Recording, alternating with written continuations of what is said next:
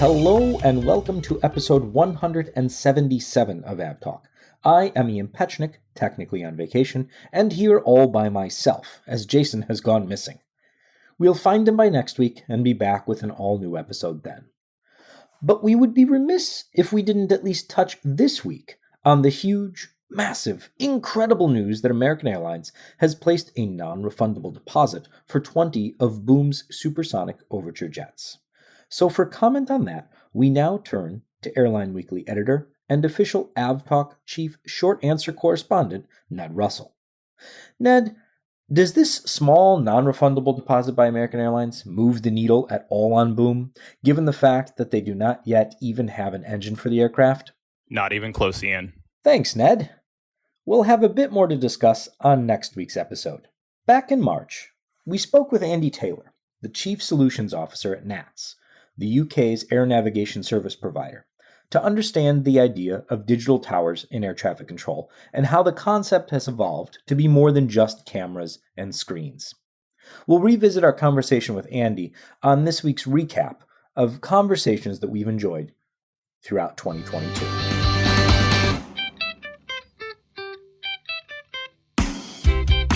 Joining us now is Andy Taylor, the Chief Solutions Officer for Digital Towers at NATS, which is the UK's air navigation service provider, as well as a pretty forward-looking organization from all that I've been reading about you, Andy, and all that you've been doing. So thank you so much for coming on the podcast and talking about it today. Welcome. Thank you very much. It's great to be here and hope that I can give you some interesting insights to what we're doing now and for the future. So we always like to talk about people having interesting job titles, and yours is both interesting and I feel like it sets you up for having to really deliver. I mean, you are the Chief Solutions Officer. Yes. To be honest, I think it's less what's in a title and more what you do that you're judged by anyway. But yeah, I mean, my role, I am an ex-air traffic controller. So I've worked at many tower and approach radar units for NATS. And I've also worked all around the world in consultancy roles and supporting Eurocontrol. I worked for them for 3 years on a detachment from NATS as well. So I've got a very operational background, and my role actually is in terms of working with end users, airports, ANSPs, and getting the perfect solution for them to meet their operational needs. So having that operational background is kind of where my solutions kind of come from. And I'm supported by a very strong technical team, both within NATS technical services and also within Searidge Technologies, who are owned by NATS, but basically continue to be an independent and the leading supplier of digital towers around the world.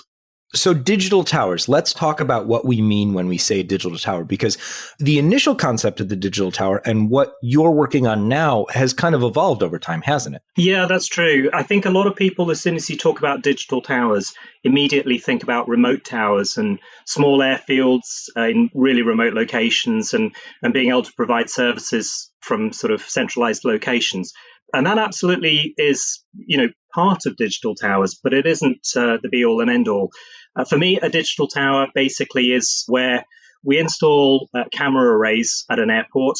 That provides camera data, panoramic views, which basically takes the views out of the window, which effectively are the analog data that air traffic controllers use every day, digitizes that such that we can display that either at the airport.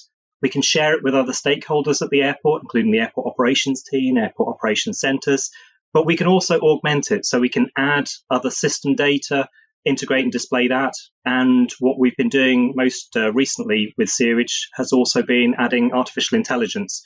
So digital towers are basically a way of providing a much more powerful air traffic management solution for airports, which can be accessed by the airport operators and other airport stakeholders. So it's quite something beyond just remote towers. So when you say you're adding a layer of digitization and then adding, I guess, different layers of technology on that, the cameras thing, that seems to make perfect sense as a good place to start. But then you mentioned artificial intelligence. I was wondering if you could expand on what those layers are. Yeah, well, like I say, the camera bit really just takes the analog data and actually I would suggest that around about 70% of the data that air traffic controllers use is analog at the moment, looking out the window. So that's a significant amount of digitization just by that camera data.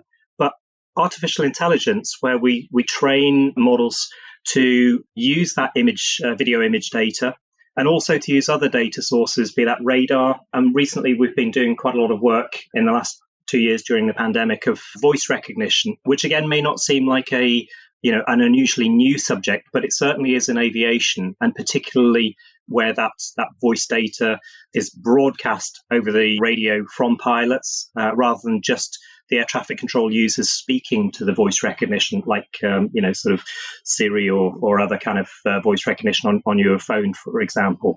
So that AI is basically taking lots of different data sources, processing it in real time, and then providing key outputs. Now, what we tend to do is we're focused on specific problem areas. Now, that basically means that the AI model can be trained quite efficiently in recognizing situations and being able to provide prompts for operators to take on board. For us, definitely, this is about enabling the humans in the operation to be able to operate more efficiently, more safely, because of the support that we can give them through a trained artificial intelligence model. I think a lot of people are worried about AI. It's suddenly this sort of, is there some kind of robot controller? But it's not that at all. It's basically, for us, you can program an algorithm, and that can take a considerable length of time. In our experience, and particularly the Searage team that I work with, who've been working on AI for 7 years or so, probably longer, they realized early on that using artificial intelligence machine learning techniques, they could program algorithms more effectively and more quickly than traditional programming methods.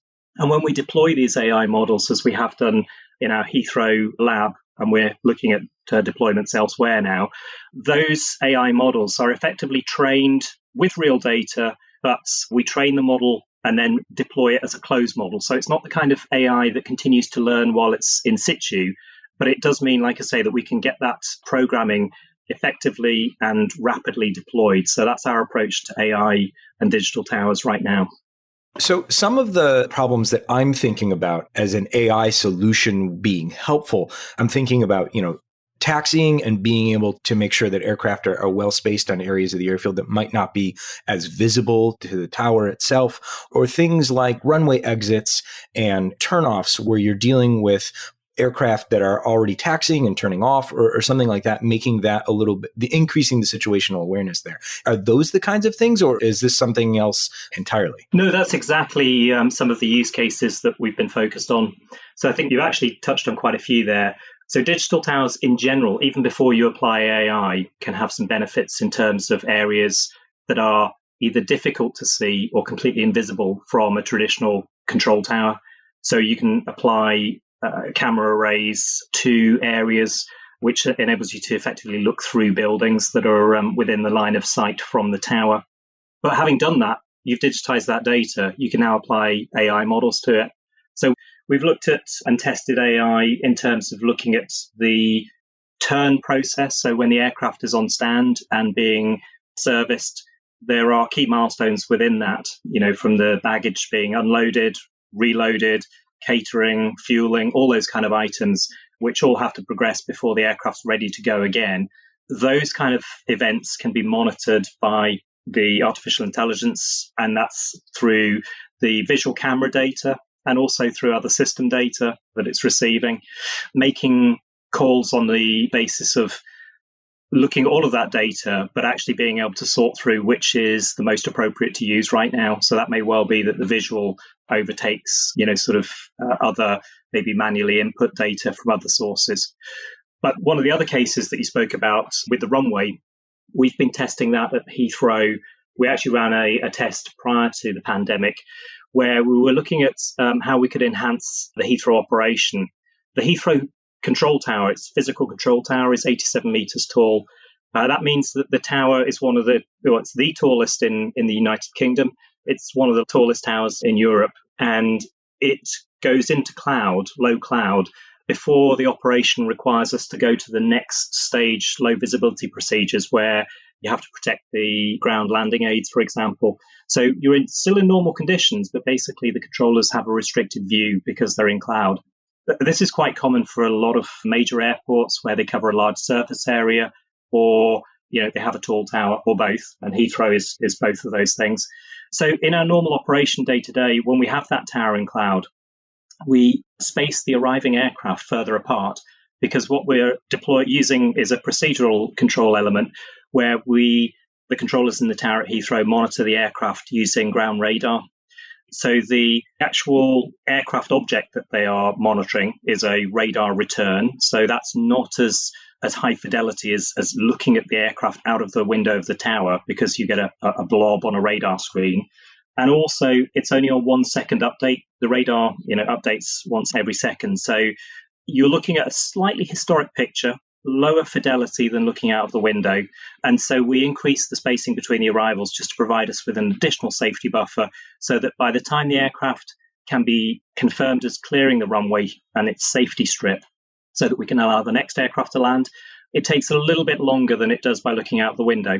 So if we can employ a visual observation of those exits in conditions where the tower controllers can't see, then that was our approach. So we have deployed, in addition to the panoramic cameras, we've deployed additional cameras that overlook the runway exits, rapid exit taxiways off the north runway. And that then had an AI model trained to understand what the aircraft, particularly what it was looking for in terms of the tail of the aircraft, the tail fin clearing the safety strip. So what the AI model was trained to do quite rapidly was to give us 2 triggers, visual triggers that can be provided to the controller on out of the window video display, or alternatively on their radar displays. But basically it provides them with a trigger to say, this event has occurred, the aircraft tail has cleared the runway safety strip. So because it's doing that based on visual data, and the cameras are high resolution, ultra high 4K cameras, so they have massive amounts of pixels, and the aircraft is looked at in terms of, being hundreds of thousands of pixels. And it's looking for the very last pixel of that tail fin, clearing a line which is effectively a pixel thick. So this is even more accurate than a human controller can do looking out of the window normally.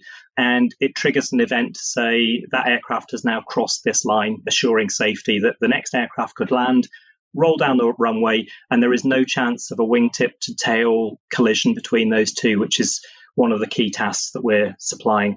So that basically means that if we could prove that the system was capable of doing that routinely and to a high level of accuracy, which is what we analyzed more than 40,000 arriving flights at Heathrow doing, and all sorts of different conditions, and day and night, daylight, darkness, different weather conditions, then we would be able to apply a normal final approach spacing. So not increased spacing, therefore reduced landing rate, but normal landing rates. So that would basically mean even in tower and cloud situations, we could continue to operate at the normal traffic levels, reducing delays that are impacted during that time, and to basically increase safety as well, because as I say, the level of accuracy of it, when you're looking at the last pixel on the tail of an aircraft crossing a line that's only a pixel thick, likewise, that is incredibly highly accurate data that it's using. So that's our concept of operation. That's what we've tested and validated so far. The results of it were so positive that we actually decided that the next stage would be to look at low visibility operations, low visibility procedures, in fact, where we protect slightly further away from the runway center line, because what you're looking to do is to avoid the tail fin interfering with the ground landing aid, the instrument landing system that the next arriving aircraft is following. So even though you apply slightly larger spacings for that, what we'd be looking at would be to try and just tease those down just a little bit in order to, on the back of that high level of accuracy of the aircraft clearing that line and being able to do it when you're using camera data that's running at 25 to 30 frames per second. So, up to 30 times faster than radar updates, but to pixel level of accuracy, not radar, blip accuracy. So all of these things I've described previously as as any high performing team, and I see the Heathrow air traffic control team as a high performing team. Those controllers, just like I don't know, kind of the high performing teams in whatever your sport may be, those teams never just take their day to day performance as being that's as good as it gets. They're always looking to try and get that little bit better, that little bit improvement, to be able to do that perfect serve, that perfect goal, whatever it might be, more often, and obviously in an air traffic control environment more safely. So what's the future of the digital tower? Is there a move to expand where the AI is helping controllers? Is this something where you need fewer controllers per shift? Or is this something where you continue to find ways to incrementally increase the efficiency of the towers, and that's really where you're headed? There's a number of potential goals you could aim for. I think my focus, as I say, is not so much from the aim to remove players from the field, but basically to get that performance more regularly assured and to as high a level as possible. Also to be able to, looking at the effects just recently of the global pandemic, what we've certainly discovered is, from that is the ability to dial down, dial up operations can actually be quite difficult, especially when you're set for high levels of, performance and traffic delivery. Then it's suddenly removed, and then it suddenly starts to come back again. And, you want to be able to operate just as well as you did, despite the fact that you've not been able to, sort of practice real live operations for some time. So all of that can actually be, I think, the use cases for future, where you can sort of dial it down, dial it straight back up again, still operate then at just as effectively as you did, sort of a few months before, having had, impacts. I'm hoping that these, we don't see these impacts again, but these are use cases that we've never seen before, but actually I think it is something quite relevant. Beyond that, I think the sky is the limit in terms of what you can do with this. The key for me is the digital tower. So that 70% of that analog data being digitized, being able to be integrated with other data systems on the airport rather than them all being standalone, where a human operator, air traffic controller, or airport ops person, apron controller, where they have to look at different systems and effectively process this themselves. That integration just really helps in terms of reducing their workload and improving efficiency. But also, like I say, there are opportunities then to improve that, because a human can only focus on one area at a time. We'll like to think we can multitask, but actually what we do is our brain flits from one thing to the next. And we train controllers for an extensive period of time before they work on their own in order to get their scan from one place to the next. With artificial intelligence and 360 degrees of coverage visually, visual camera data, and integrated other data sources, that AI model or AI models can basically be looking in all different directions simultaneously. So the controller can then be drawn to the point that the decision needs to be made, because certainly humans. And I go back to those high-performing teams that we have in air traffic control, Heathrow and other, airports and ANSPs around the world. Having the controller there to be able to make the right decision, but supported by the tool that's pointing them as to where the next kind of area is that they need to put their attention to and provide the decision, that I think is a real game changer. Goes from reliant upon a scan, waiting for the controller to scan back to that. Now, they'll do this quickly, but it's still not as quick as being done 25, 30 frames per second every minute of the day, regardless of whether that person's been in the seat for 5 minutes or 55 minutes. It still is working to the same level and drawing their attention to what they need to do. So I think it's a real game changer. For me, digital towers, they're like the smartphone when it came on the market, suddenly opened up possibilities. Those applications that we started off with, we've got hundreds of applications now that run on that smartphone. And I think digital towers are effectively that smartphone, integrating all of these data sources and basically providing applications that are specific to the airport. I don't have the same apps as you've got on your phone, I'm sure. We might share some, but basically they'll be specific to our type of, whatever we're interested in. And so I see international hubs having probably very similar applications. Smaller regional airports, perhaps maybe having some of those, or maybe having specific ones to them. So I think we're on the cusp of something really quite new and innovative for aviation, and particularly for air traffic control at airports.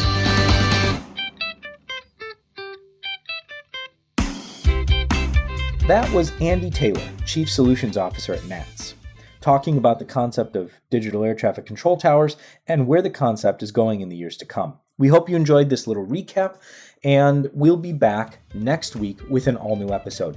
Thanks as always for listening, and until then, happy tracking.